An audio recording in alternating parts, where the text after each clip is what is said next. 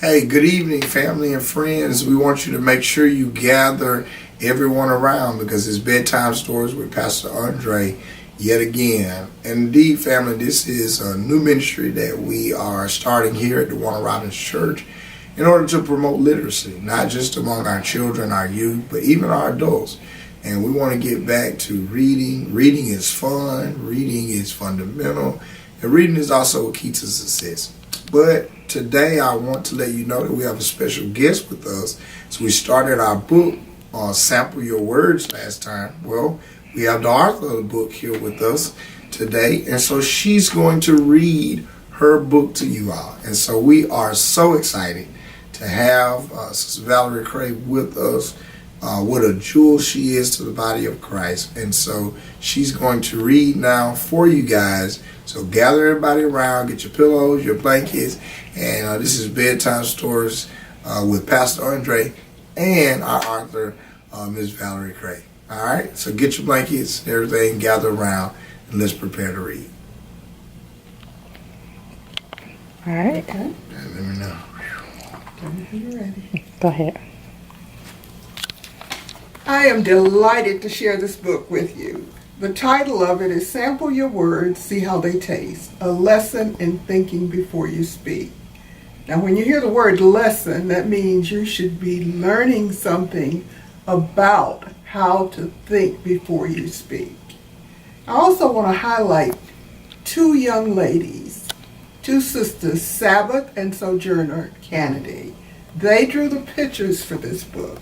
I wrote the words, they drew the pictures. Okay, I'm going to begin. The story begins in a kitchen, and that's important because Grandma Grace uses her kitchen and her cooking to help us understand how to sample our words. It starts out with her granddaughter, Natalie, who is the other main character. The two main characters are Grandma Grace and Natalie. And Natalie says, Grandma Grace, when I ask you a question, why do you take so long to answer? You know, I think she asked that because when Natalie is asked a question, she just says the first thing that comes to her mind. And she can't understand why it takes Grandma Grace a long time to answer. You just say it. Well, Grandma Grace says, well, I do my words like I do my cooking. I gather up my words, I mix them together, then I sample them to see how they taste. Then I ask myself, do they tickle my tongue or do they burn my face? And you'll see, when they tickle her tongue, she's laughing. When they burn her face, she's crying. So words can make you laugh, words can make you cry. She asked herself more questions. She said, will they linger sweet like chocolate cake?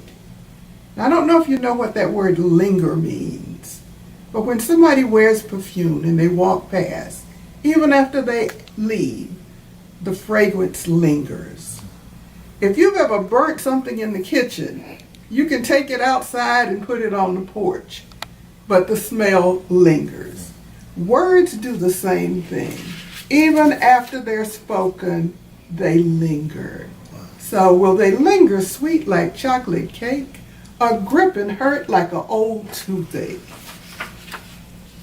Oh, even more questions. That's why it takes Grandma Grace so long to answer.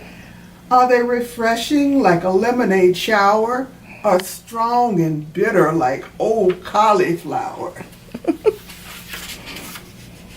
Words can bruise and words can burn, or words can heal and show concern. Now you may ask, how can words bruise? Because when you get a bruise, you get a scar on your skin. You can't see the scar that words might leave, but they're on the heart, they're inside. And when they burn, it takes even longer for them to heal. Natalie is just overwhelmed with all this information. So she says, Grandma Grace, should I sample my words? Grandma Grace answers, yes, especially when you talk to your brother. Yesterday I heard you say, Bentley, You are such a knucklehead. Would you just go away? Natalie, oh, those words sound really bad. I see why they made Bentley feel so sad. I'm sorry that I said those things, but Grandma Grace, I think sample your words is a grown-up thing. And then in the book, Sabbath and Sojourner put some grown-up words that most grown-ups should use, like excuse me and you're welcome, yes please, may I, of course, thank you. But Grandma Grace says, well, Natalie says, it may be good for moms and dads, but it sounds too hard for me. I don't think a sample your words person is one I can be.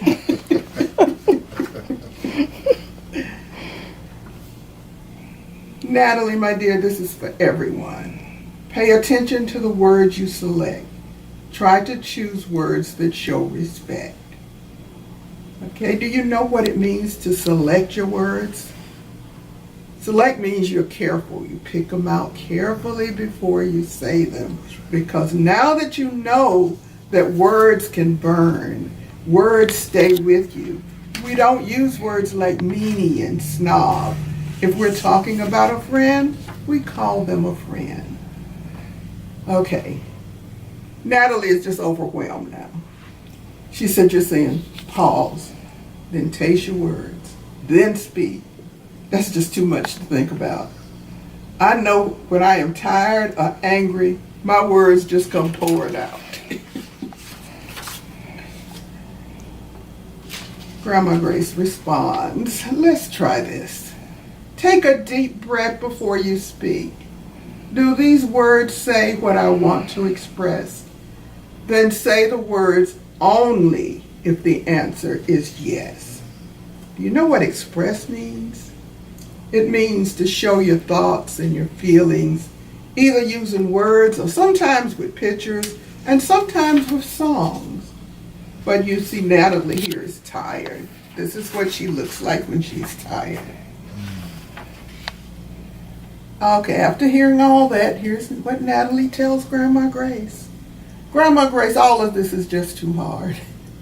If I blurt out words that hurt, can't I just say I'm sorry? Won't that still work? Oh, wow. Oh, that's not how words work.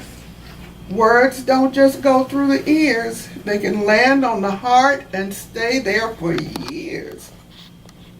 Now, do words really land on the heart? No, they don't physically land on the heart, but we remember words. We can remember words for years. Wow. Well, there's another way to check the words we say. Imagine if the words you said to Bentley came back to you. Same volume, same tone, and same gestures too. Are they caring? Are they kind? Are they true? Do you know what volume is? That's how loud you say it. You know what tone is? Tone is whether you say it happy or you say it angrily. Gestures. Gestures. Did you put your finger in their face? Did you take your arms and put it across your chest when you said it? Pay attention, because those speak, even though they're not words, they carry a message. Okay, Grandma Grace. I think I need to practice.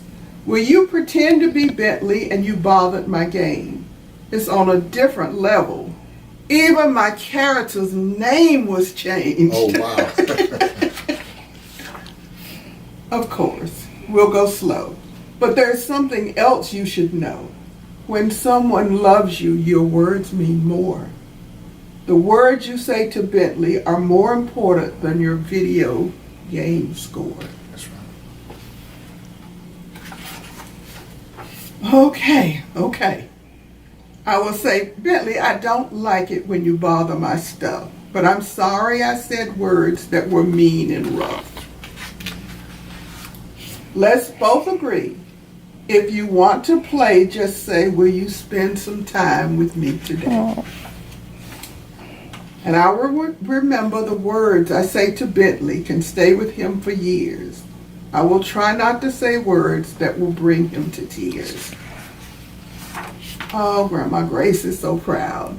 She said, I am so proud of you. And who knows, if you two can learn to communicate, Bentley might become a fun little brother and a new playmate. Practice a little every day. Before you speak, ask, is this really what I want to say? Will you practice? Yes, I can practice at school and on the playground too. I'll try sample your words with my new friend Sue. And then I will spread the word to all my friends. Maybe sample your words can start a kindness trend. Sample your words and see how they taste. Do they tickle your tongue or do they burn your face? Will they linger sweet like chocolate cake or grip and hurt like an old toothache? Are they refreshing like a lemonade shower? Or are they strong and bitter like old cauliflower? Words can bruise and words can burn, or words can heal and show concern. Sample your words and see how they taste. The end. Wow. Thank you so much for this opportunity to share your book, not just with a few select people, but to share your book with the world. And that was very important lesson, I think, not just for kids, but even for adults. And so thank you so much. And family, thank you so much for joining us for Bedtime Stories. And again, our author was here with us today, Sister Valeria Cray. And of course, stay tuned at the end of my message to you. You will be able to get a QR code where you can scan and actually purchase this book from Sister Cray and other books that she has written as well. Again, it's important. Literacy is important. It is a key success in life. So thank you for joining Bedtime Stories with Pastor Andre and Sister Valerie Cray. God bless you and have a great restful night.